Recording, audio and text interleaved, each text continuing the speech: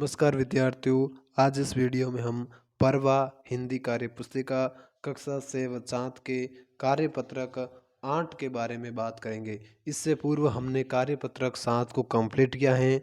आप हमारे चैनल पर पहली बार विजिट कर रहे हैं तो चैनल पर जाकर प्लेलिस्ट में जाकर आप सभी जो कार्यपत्रक हैं वहां से देखकर अपनी वर्कबुक को कंप्लीट कर सकते हैं।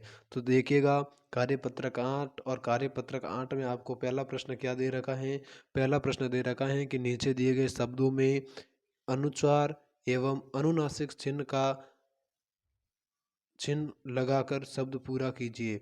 जो ये सो पहला जो चिन्ह दे रखा है ये अनुस्वार का है और बाद में जो चिन्ह दे रखा है ये किसका है, अनुनासिक का है। इन चिन्हों का प्रयोग करके आपको जो शब्द दिए गए हैं इनका सही रूप आपको नीचे लिखना है। जैसे ये दे रखा था साध, साध का जो सही शब्द होगा वो होगा चांद।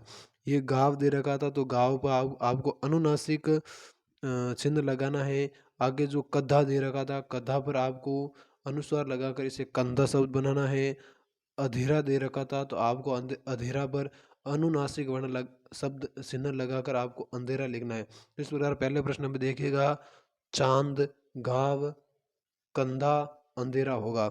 आगे चलते दूसरे प्रश्न की ओर। दूसरा प्रश्न क्या दे रखा है कि नीचे दिए गए शब्दों में से किन शब्दों में अनुनासिक लगेगा उन्हें छाट कर अनुनासिक लगा कर लिखिए। तो नीचे ये जो शब्द दिए गए हैं, चाप, अदर, दाव, इनमें कौन से पर अनुनासिक चिन्ह लगेगा उनको छांट कर लिखना है। तो साप और दाव में अनुनासिक लगेगा और कैसे लगेगा ये हमने लगा कर लिख दिया है, आपको भी ऐसे लिख देना है। और नीचे जो ख में दे रखा है साव, सदा, ससल, इस सचल में से आपको चंचल जो है इस चंचल में अनुनासिक लगेगा, ये आपको ऐसे लिख देना है। आगे चलते हैं तीसरे प्रश्न की ओर।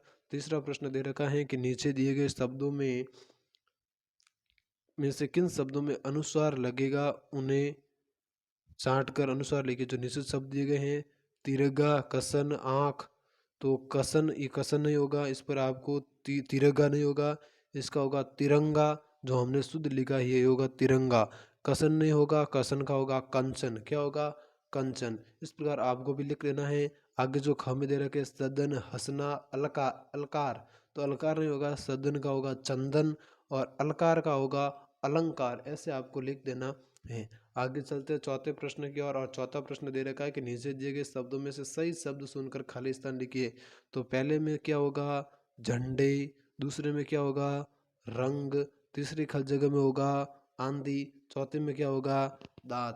पहली खाली जगह में क्या होगा, झंडे, दूसरे में क्या होगा, रंग, तीसरी खाली जगह में क्या होगा, आंधी, चौथी खाली जगह में क्या होगा, दांत। इस प्रकार हमने चौथे प्रश्न को कंप्लीट किया और आगे चलते पांचवें प्रश्न की ओर। पांचवा प्रश्न आपके सामने ये रहा कि उचित अनुस्वार एवं अनुनासिक चिन्ह लगाकर वाक्य शुद्ध बनाइए। तो हमने देखो अनुस्वार एवं अनुनासिक जो चिन्ह लगाकर वाक्य शुद्ध बनाए हैं। पानी में हंस को देख संगीता हंस पड़ी। हंस है और ये हंस है, हंस है, हंस है। ये देखो पहले पर आपको ह पर अनुस्वार का चिन्ह लगाना है और हंस पीछे वाला जो हंस है इस पर आपको अनुनासिक का चिन्ह लगाना है। दूसरा जो वाक्य है, अलकनंदा और भागीरथी के संगम से गंगा नदी बनती है। अलकनंदा में जो अलकनंदा है न पर आपको अनुस्वार लगाना है और जो पीछे गंगा रेखांकित शब्द है उस पर आपको अनुस्वार का चिन्ह लगाना है। तीसरा जो वाक्य है, संदीप की आंख में होली खेलते समय रंग गिर गया। तो आपको संदीप पर अनुस्वार लगाना है, आंख पर अनुनासिक वर्ण लगाना है और रंग पर अनुस्वार लगाना है। चौथा जो वाक्य घ दे रखा है, सांप ने चिड़िया का अंडा चुरा लिया। तो सांप पर आपको अनुनासिक वर्ण चिन्ह लगाना है और अंडा पर आपको अनुस्वार लगाना है। इस प्रकार आपको ये कार्यपत्रक जो है कंप्लीट करना है। एक बार वापस देखिएगा आप किस प्रकार हमने पूरा किया था। सांद, गाव, कंधा, अंधेरा। दूसरे में जो हमने अनुनासिक चिन्ह का प्रयोग किया। तीसरा जो प्रश्न था उसमें हमने अनुस्वार का प्रयोग किया। चौथे प्रश्न में जो खाली स्थान को भरा और पांचवा जो प्रश्न था इसमें जो हमने अनुस्वार व अनुनासिक वर्ण चिन्हों का सही प्रयोग करके शुद्ध वाक्य बनाया। धन्यवाद।